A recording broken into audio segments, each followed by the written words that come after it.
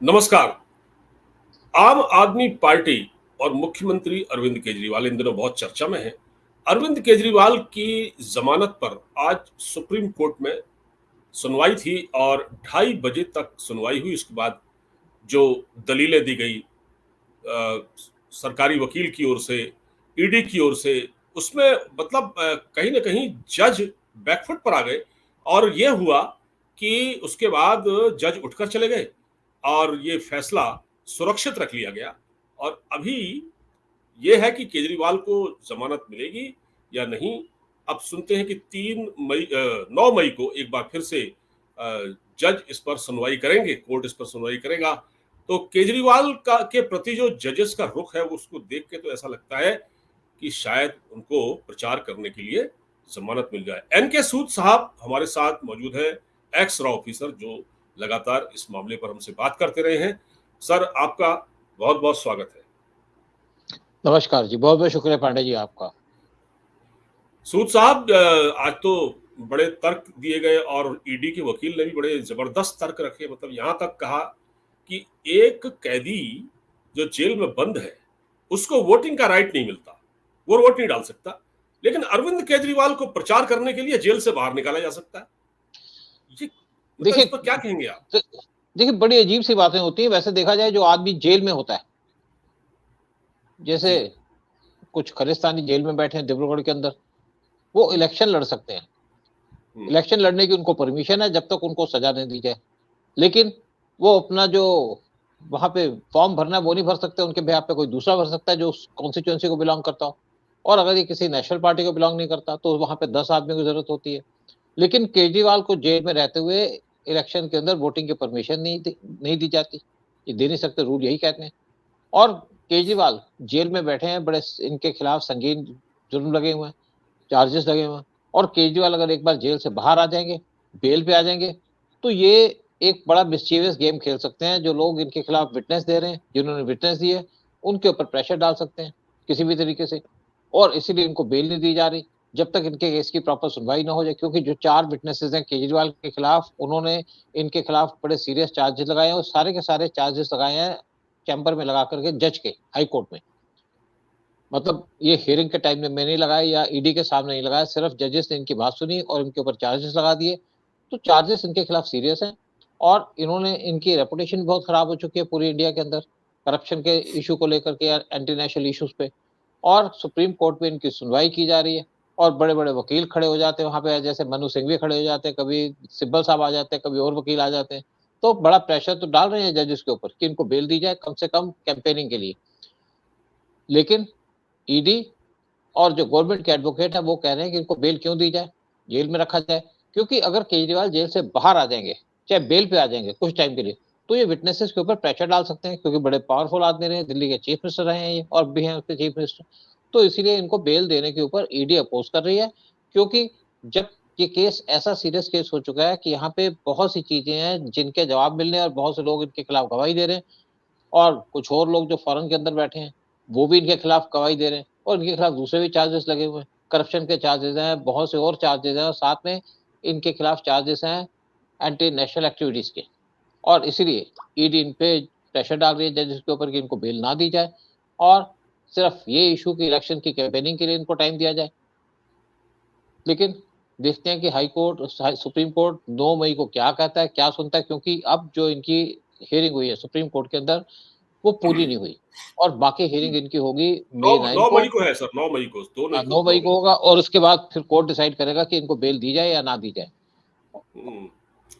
लेकिन सर, आज supreme court के जो जज हैं संजीव खन्ना, उन्होंने ऐसे रिमार्क दिए कि केजरीवाल एक राज्य के मुख्यमंत्री हैं और एक नेशनल पार्टी के लीडर हैं, और वो वो चुनाव प्रचार मतलब उनको करने के लिए उनको बेल मिल सकती है, ये उन्होंने कहा। और ये भी जी कहा, मैं आपको बताऊं कि वो आदतन अपराधी नहीं है। आदतन अपराधी नहीं है तो सर, आदतन अपराधी तो कोई बचपन से कोई अपराधी थोड़ी पैदा होता है। फिर तो जेल में इतने कैदी जो आज तिहाड़ जेल के अंदर और तमाम जेलों में बंद हैं, उनको छोड़ दें फिर तो। देखिए, देखा जाए तो ठीक कहा। जी, कि ये कोई पक्के अपराधी तो है नहीं। जी। इन्होंने एक्चुअली क्या है कि केजरीवाल ने हेरा-फेरी करनी शुरू कर दी थी जब से इन्होंने एक लड़ी करप्शन जी। अगेंस्ट फाइट अगेंस्ट करप्शन, हुँ। वो लड़ाई शुरू की थी। लेकिन तब से केजरीवाल करप्शन तो कर ही रहे हैं, बहुत से करप्शन किए इन्होंने, लेकिन इनकी करप्शन पकड़ी नहीं गई। करप्शन का केस इनके बार ऊपर पहली बार फाइल हुआ है और इसलिए इनको ये तो नहीं कहा जा सकता कि बचपन से करप्शन कर रहे हैं। देखा जाए तो रेवेन्यू सर्विस के ऑफिसर थे और इनकी कुछ पॉलिटिकल एम्बिशन थी। पॉलिटिकल एम्बिशन के साथ इनका दूसरा एजेंडा था जो कि नेशनल एंटी नेशनल एजेंडा था, वो अभी तक खुल के बाहर नहीं आया। और मुझे लगता है कि जैसे दूसरे केस सामने आएँगे, जैसे इनके लिंक्स हैं खालिस्तान के साथ वो सामने आएँगे, तो इनका जो अपराध का चार्ट है वो बढ़ता जाएगा और इनकी जो इन्वॉल्वमेंट निकल रही है बहुत से और केसों के अंदर, वो भी जब सामने आएगी, तो इनका ग्राफ जो करप्शन का है और बढ़ेगा। लेकिन ये जो सारा काम कर रहे हैं, बड़े तरीके से कर रहे हैं। यानी कि पॉलिटिकल पार्टी बना कर के इन्होंने करप्शन की और इसलिए इनको अपराधी तो कहा नहीं जा सकता। देखा जाए तो इनसे बड़ा कोई अपराधी भी नहीं है। जिसे चीफ मिनिस्टर गद्दी पे बैठ करके इस तरीके से चोरी करनी शुरू कर दी और शराब का धंधा शुरू कर दिया और जो भी इन्होंने अपने काम किया, कहा उसको किया नहीं। लेकिन जितने भी हमारे कंट्री के अंदर पॉलिटिशियन है वो इसी चीज़ का काम करते हैं और ऐसे ही बच जाते हैं। बहुत से लीडर पहले भी ऐसे बचे और केजरीवाल ने वही एजेंडा अपनाया। पहली बार जो मेन आदमी था जिसको पकड़ा गया था वो थे लालू यादव, जिनको जेल हुई और अब केजरीवाल को जेल हुई है। लेकिन इनका जो अपराध का जो चार्ट है, वो अभी लिखा जा रहा है। अभी इनकी पूरी चार्ट नहीं बना अपराध का जो अपराध इन्होंने किए हैं और मुझे लगता है कि इसके अंदर टाइम तो लगेगा क्योंकि हमारा सिस्टम ऐसा है, लीगल सिस्टम ऐसा है और हमारे केस के अंदर, हमारी कंट्री के अंदर कोई अगर करप्शन करता है तो उसके केस को सॉल्व करते हैं, उसको डिसीजन पे पहुँचते हुए कई साल लग जाते हैं और इसीलिए केजरीवाल का फ़ायदा उठा के अब तक बचे हैं। अदरवाइज़ केजरीवाल मैं सोचता हूँ कि जो काम केजरीवाल ने किए हैं, जैसे खालिस्तान से इनका लिंक, खालिस्तान से पैसे लेना और जिस टाइप की करप्शन करना, मैंने ये नहीं देखा आज तक कि इस टाइप की ओपन करप्शन किसी चीफ मिनिस्टर ने की हो या किसी इंपॉर्टेंट आदमी ने की हो। ठीक है, लोग करप्शन करते हैं, लेकिन इस गद्दी पे बैठ करके किसी ने ऐसी ओपन करप्शन नहीं की। लालू यादव ने ज़रूर चारा घोटाला किया था और लालू यादव जब मिनिस्टर थे, रेलवे मिनिस्टर थे, तो एक और घोटाला किया था, नौकरी ले लो, ज़मीन दे दो और केजरीवाल भी कुछ हिस्से के काम करते रहे। तो अब देखते हैं कि इनको बेल मिलती है कि नहीं मिलती, लेकिन अगर आम आदमी से पूछो, जो आम जनता है वो नहीं चाहती केजरीवाल बाहर आएँ, क्योंकि उन्होंने बहुत परेशान किया दिल्ली की जनता को, बहुत तंग किया, बहुत लूटा दिल्ली को। सर, हेमंत सोरेन की तो कोई चर्चा कर ही नहीं रहा है, वो तो चुपचाप चला गया, उसको बुलाया, हालाँकि उसने भी 8-9 सम्मन उसको भी भेजे गए, लेकिन वो चला गया और अब वो चुप है। चर्चा हाँ, केवल केजरीवाल की हो रही है और उसने तो फिर भी इतना किया, उसने इस्तीफा दे दिया अपने पद से, तब वो जेल में गया। यहाँ तो ना इस्तीफा दिया और ऊपर से ये घुड़की देते हैं कि हम फिर देखिए बीजेपी हमारे पीछे पड़ी हुई है, एजेंसियों का दुरुपयोग हो रहा है, दुनिया भर की एक्चुअली नौटंकी। केजरीवाल एक्चुअली लाइमलाइट में इसलिए कि केजरीवाल सेंटर में बैठे हैं। हेमंत सोरेन बैठे हैं साइड पे, वहाँ कुछ बोलते जी, होंगे तो वो खबर दिल्ली तक आती नहीं है, लेकिन इनके लोग दिल्ली में बैठे हैं इसलिए शोर ज़्यादा मचता है। और केजरीवाल जी, जब से इन्होंने अपनी गवर्नमेंट फॉर्म की है, तब से इन्होंने लोगों को धमकियाँ दी हैं। कुछ जर्नलिस्ट को भी उठा के ले गए थे, पंजाब पुलिस के अंदर। ये तो शुक्र है केजरीवाल के पास दिल्ली पुलिस नहीं है। अगर केजरीवाल हुँ। के पास दिल्ली पुलिस होती तो केजरीवाल यहाँ पे हड़कंप मचा देते। मैं सोचता हूँ कि ये तो पीएम मोदी को भी घेर लेते, ये तो होम मिनिस्टर को भी घेर लेते। ये तो भगवान ने इनके दाँत नहीं दिए। अदरवाइज़ ये जितना नुकसान कर सकते थे वो कर लेते देश का और अब भी बहुत नुकसान किया इन्होंने देश का। आप अगर खालिस्तान से लिंक बनाते हैं, फिर एक पॉलिटिशियन हैं, तो आपने अपनी गरिमा तो छोड़ दी। जो आपको एक कॉन्स्टिट्यूशन के ऊपर आपको एक आपने शपथ ली थी, उसका भी आपने मान नहीं रखा। फिर ये आदमी उस टाइप का है जो प्राइम मिनिस्टर की इंसल्ट करता है बार-बार, प्रेज़िडेंट की इंसल्ट करता है और बोलने के ऊपर इनका कोई कंट्रोल नहीं है।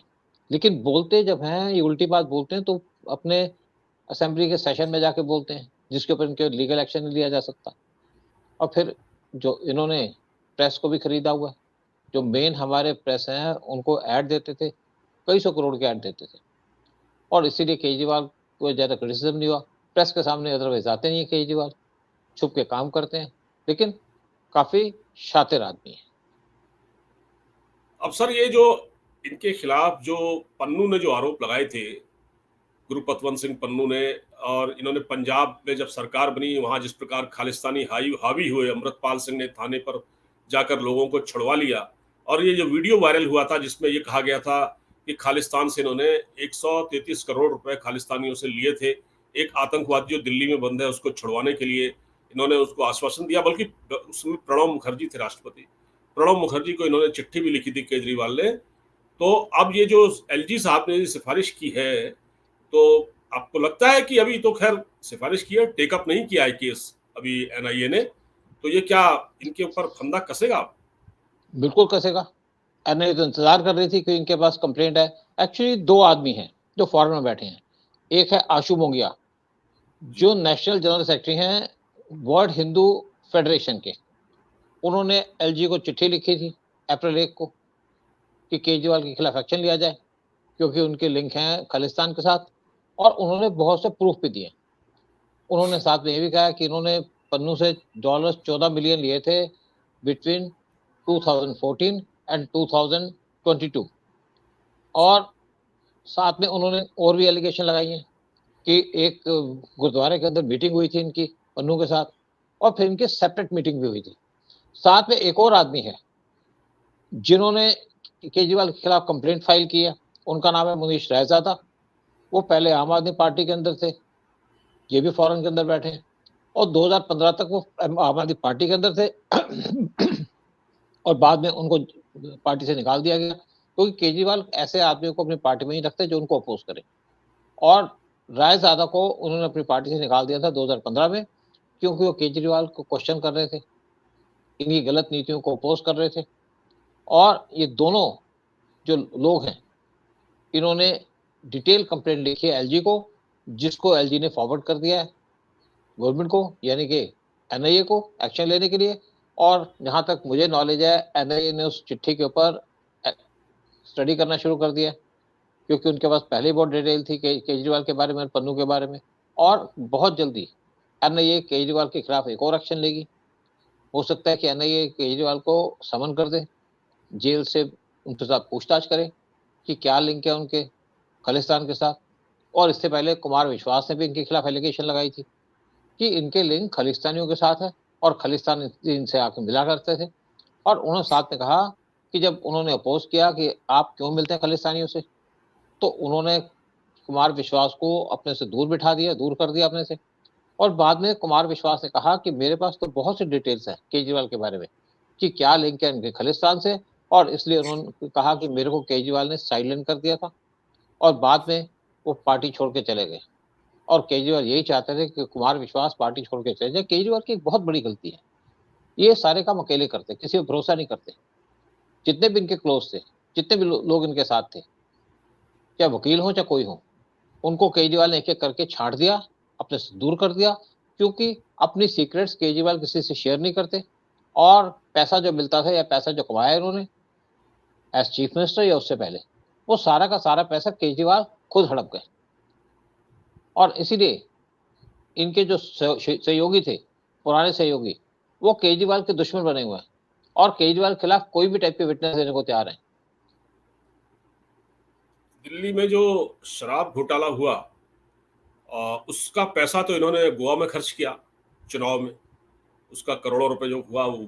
और ये आरोप लगता है, बल्कि इस तरह की खबरें भी हैं, सोशल मीडिया पर है ये सारी खबरें, कि जो टेरर फंडिंग का मामला है, जो इन्होंने बाहर से पैसा लिया, पतवंत सिंह पन्नू वगैरह से लिया जो पैसा, वो इन्होंने खर्च किया इसमें पंजाब के चुनाव में। तो ये तो अब एक जांच होगी, ये तो जब एनआईए जांच करेगी तभी ये बातें सामने आएंगी सर। एनआईए को तो इस बात की जांच करनी पड़ेगी। देखिए, ऐसा है, जितनी पॉलिटिकल पार्टी है उनका पैसा तो होता ही है, पैसे को खर्च भी करते हैं, लेकिन वो पैसे को डिफरेंट शेप में दिखाते हैं कि किसी से इनको हेल्प मिली, किसी ने इनकी पार्टी को डोनेट किया, और लोगों के नाम डाल देते हैं। लेकिन केजरीवाल का केस अलग है कि इन्होंने जो फंडिंग ली वो ली खालिस्तान के साथ, ये तो पन्नू ने सारी चीज डिस्क्लोज कर दी, और इसीलिए केजरीवाल इस टाइम पे घेरे में है। अगर पन्नू कुछ बोलते ना, तो इनके खिलाफ ये चार्जेस लगने मुश्किल हो जाते कि इनके लिंक है खालिस्तान के साथ, लेकिन खालिस्तानियों ने खुद सारा एक्सपोजर कर दिया।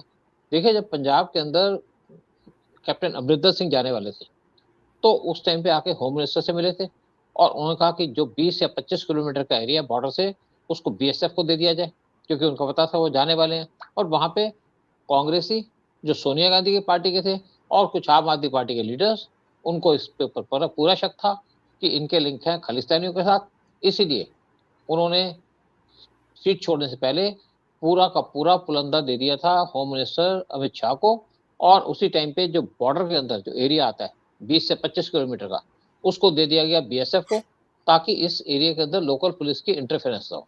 एक्चुअली लोकल पुलिस से प्रॉब्लम यह है कि लोकल पुलिस के ऊपर लोकल गवर्नमेंट का प्रेशर होता है, और इसीलिए कैप्टन अमरिंदर सिंह ने देश की सिक्योरिटी को इंटरेस्ट में रखते हुए ये डिसीजन दिया, और उस डिसीजन को अमित शाह ने इम्प्लीमेंट भी किया ताकि देश मजबूत रहे। क्योंकि ये जो लोग बैठे हैं, चाहे कांग्रेस के चरणजीत सिंह चन्ना या भगवंत सिंह मान जो आम आदमी पार्टी के हैं, इन पे ना तो उनको विश्वास था, न सेंट्रल गवर्नमेंट को विश्वास है इनके ऊपर, और इसीलिए पंजाब के अंदर मिलिटेंसी या स्पेशली खालिस्तान की मूवमेंट चल रही थी। लेकिन अमृतपाल सिंह को अरेस्ट करके एनआईए ने उनको डिब्रूगढ़ भेज दिया और इसको कंट्रोल कर लिया। और फिर जो फॉरेन के अंदर जो टेररिस्ट बैठे थे या खालिस्तानी बैठे थे, उनके ऊपर भी एक्शन शुरू कर दिया। कुछ लोग जो इंडिया के अंदर एंटर करने की कोशिश कर रहे थे पाकिस्तान से, उनको पकड़ के जेल में डाल दिया, और बहुत से लोगों के खिलाफ एक्शन लिया उन कंट्रीज के अंदर ही। और उनके जो कार्ड थे, पीआईओ कार्ड, उनको भी इन्होंने कैंसिल कर दिया। और अगर ये लोग इंडिया के अंदर एंटर करने की कोशिश करते हैं बगैर उसके, तो उनको बॉर्डर पे रोक लिया, एयरपोर्ट पे रोक लिया जाएगा, और उनको जेल भेज दिया जाएगा, या उनको जेल भेज दिया जाएगा या उनको बॉर्डर पे रोक लिया जाएगा। तो हमारी गवर्नमेंट इस टाइम पे बड़े सख्त कदम उठा रही है ऐसे लोगों के खिलाफ जिनका एंटी नेशनल एजेंडा है या जिनके लिंक है खालिस्तान के साथ। और सर आज जो है जब वहां जो जब बहस चल रही थी कोर्ट में, तो जज खन्ना ने कहा कि क्या केजरीवाल हाँ, उन्होंने कहा कि अभिषेक मनु सिंघवी ने कहा कि वो केजरीवाल रिहा होंगे और वो ऑफिस का भी काम करेंगे अपने। तो उन्होंने कहा नहीं, ऑफिस वो नहीं जा सकते, वो ऑफिशियल कोई काम नहीं करेंगे, जज खन्ना ने एक उनसे संजीव खन्ना ने कहा। तो आपको क्या लगता है कि जब संजय सिंह बाहर आए थे, तो संजय सिंह को भी कोर्ट ने कुछ शर्तों के साथ रिहा किया था, तो संजय सिंह ने तो आउटराइटली वायलेशन किया, खूब गालियां दी बीजेपी को, मोदी जी के बारे में बुरा भला कहा। तो आपको लगता है कि केजरीवाल इस आदेश को मानेंगे? देखिए, बिल्कुल नहीं मानेंगे। केजरीवाल की आदत ही नहीं है आदेश को मानने की। वो खुद को अपने आप को राजा समझते हैं किसी देश का, या किंग समझते हैं। वो किसी का आदेश का पालन नहीं करते। ये तो इनको जेल में डाल दिया ईडी ने, या पीएम मोदी ने पकड़ के, या अमित शाह ने पकड़ के जेल में डाल दिया। अदरवाइज तो ये कब्जे में आने ही नहीं थे। जब इनको ईडी बुला रहा था तो केजरीवाल को चाहिए था कि अगर ऑनेस्ट है तो ईडी के सामने जाते, लेकिन गए नहीं, क्योंकि केजरीवाल ऑनेस्ट है ही नहीं। वो जानते हैं कि उन्होंने यहाँ पे करप्शन की है, हेराफेरी की है, और ईडी के सवालों का वो जवाब नहीं दे पाएंगे, इसीलिए तो ईडी ने उनको अरेस्ट कर लिया और सीधा जेल में डाल दिया। लेकिन देखिए, अगर इनके खिलाफ नॉर्मल चार्जेस होते तो अरविंद केजरीवाल को बेल मिल जाती, लेकिन इनके खिलाफ बड़े सीरियस चार्जेस हैं। घपला किया इन्होंने, ओपन घपला किया है, और फिर कहते हैं हम टेररिस्ट नहीं है। टेररिस्ट कौन होता है? जो लूट मार करता है या मर्डर करता है, या सिर्फ AK-47 चलाने वाला टेररिस्ट होता है? ये भी तो टेररिस्ट हैं जिन्होंने सीट पे बैठ करके करप्शन किया, हाई लेवल की करप्शन की है। और आप देखिए कि यहाँ पे कितने चीफ मिनिस्टर आए होंगे, कितने प्राइम मिनिस्टर आए होंगे, क्या किसी ने इस टाइप से करप्शन की है? क्या कोई इस तरीके से जेल गया है? क्यों नहीं गया? क्योंकि इस टाइप की ओपन करप्शन किसी ने नहीं की जो केजरीवाल ने की है, और वो भी दिल्ली में बैठ के, जहाँ पे सारी एजेंसीज हैं, जहाँ पे सीबीआई है, जहाँ पे ईडी है, जहाँ पे आईबी है, जहाँ पे रॉ है, जहाँ पे एनआईए और बाकी एजेंसीज भी यहाँ बैठी हैं। और इनको शायद ख्याल नहीं आया कि ये जो काम कर रहे हैं उनके उनके ऊपर सब एजेंसीज की नजर है, सब देखती हैं कि क्या हो रहा है, और लोग सोचते हैं कि मेरे कोई नहीं देख रहा। ये लोगों की बड़ी गलतफहमी है। एजेंसीज, जो आदमी नोटिस में आता है उसके ऊपर पूरी वॉच रखती है, उसके हर एक मूवमेंट के ऊपर वॉच रखी जाती है, और जिसपे वॉच रखी जाती है उसको पता भी नहीं चलता कैसे वो वॉच रख रही है। और केजरीवाल एक अपनी स्पेशल एजेंसी बना रहे थे, अपनी प्राइवेट एजेंसी बनाई जा रही थी इनके द्वारा इंटेलिजेंस की, और ये सारे काम केजरीवाल के इलीगल काम है, और इसीलिए केजरीवाल आज जेल में है। शायद इनको पता नहीं था कि एजेंसीज कैसे काम करती हैं, और वो कहते हैं ना, हाफ नॉलेज इज डेंजरस। पूरी नॉलेज हो तो बड़ी अच्छी बात है, अगर हाफ नॉलेज है तो डेंजरस है। केजरीवाल को आधी नॉलेज थी कि पैसे कहाँ चुराए जाते हैं, कैसे चुराए जाते हैं, लेकिन ये नहीं पता था कि एजेंसीज कैसे काम करती हैं, एजेंसीज कैसे नजर रखती हैं, एजेंसीज का क्या तरीका है। देखिए, मैं आपको एक छोटी सी इंसिडेंट बताता हूँ कि मैंने बहुत से केसेस देखे कि एक हमारे पास इंफॉर्मेशन आई कि 500 मीटर के अंदर कुछ टेररिस्ट आएंगे जम्मू एंड कश्मीर के अंदर। तो 500 मीटर में पूरा घेरा डाल दिया गया और किसी को पता नहीं था कहाँ से आएंगे। इवन जो रिपोर्टिंग की गई थी उसमें भी नहीं पता था ऊपर से आएंगे कि नीचे से आएंगे। तो अचानक जमीन के अंदर थोड़ी हलचल हुई और एक सुरंग के थ्रू कुछ 3 टेररिस्ट सुरंग से बाहर आए। वो पाकिस्तान के अंदर एक सुरंग बनी हुई थी उसके ऊपर आ रहे थे। तो आते उनको गोली मार दी उन्होंने और सब हैरान थे। इवन जिन्होंने खबर दी उनको भी नहीं पता था कि कैसे टेररिस्ट आएंगे, कहाँ से आएंगे, लेकिन ये पता था कि इस एरिया में आएंगे, या 500 मीटर या 1 किलोमीटर के रेडियस के अंदर। तो वैसे ही निकले और तभी हम भी हैरान होते थे जब जॉब करके कि कैसे खबर आ जाती है, कैसे टेररिस्टों को पकड़ा जाता है, कैसे हमारे बॉर्डर पे लोग काम करते हैं, कैसे इन्फॉर्मेशन मिलती है। और केजरीवाल इसी चक्कर में फंस गए कि उनको पता नहीं था कि एजेंसीज कैसे काम करती हैं, एजेंसीज के पास कैसे इन्फॉर्मेशन आती है। मैं भी नहीं बता सकता कि हम कैसे इन्फॉर्मेशन गैदर करते हैं, कैसे इन्फॉर्मेशन आ जाती है और सारी इन्फॉर्मेशन किस चैनल से आती है। क्योंकि कुछ हमारे शायद प्लांटेड लोग होंगे जो फॉरेन कंट्रीज के अंदर बैठ करके इंडिया को इन्फॉर्मेशन पास करते हैं और बड़े छुपी हुई जगह पे बैठे होते हैं, किसी को शक भी नहीं होता उनके ऊपर। और इसीलिए केजरीवाल के जो कुछ करीबी लोग हैं उनको हमारी एजेंसीज ने टैप किया होगा, उन पे नजर रखी होगी और वही केजरीवाल की खबर दे रहे होंगे। हर एक मूवमेंट की खबर थी इनके पास, हमारी एजेंसीज के पास, तभी तो केजरीवाल को उन्होंने इस तरीके से अरेस्ट किया और जेल में डाल दिया। बिल्कुल। और सर बहुत पुख्ता सबूत है। और जिस प्रकार आज जज साहब जजों की बेंच, 2 जजों की बेंच थी, जस्टिस दत्ता और जस्टिस संजीव खन्ना, और ईडी ने जो तर्क दिए उसके सामने उनको भी लगा यार ये अभी थोड़ा सा रुकना चाहिए, तो उन्होंने थोड़ा सा इसको टाला। अब वो बेल मिलेगी या नहीं, अब ये देखा जाएगा। सर बहुत बहुत धन्यवाद हमसे जुड़ने के लिए, बातचीत करने के लिए। नमस्कार। बहुत बहुत शुक्रिया जी, थैंक यू।